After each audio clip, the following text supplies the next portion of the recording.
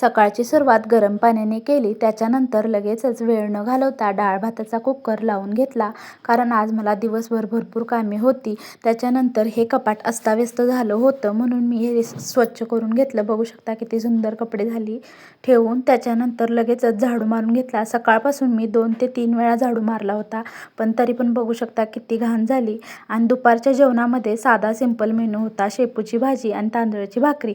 त्याच्यानंतर लगेचच पाणी आलं बघा, पाणी भरून घेतलं. एवढे सगळे ब्लाऊज माझे शिवायचे आहेत. मी गणपती झाल्यापासून मशीनवर बसलेच नव्हते, म्हणून थोडा वेळ दुपारी मशीनवर बसले. त्याच्यानंतर एक झोप काढली. मग नंतर संध्याकाळी पाऊस पडत होता, तर मला आंबोळी खायची क्रेविंग झाली होती.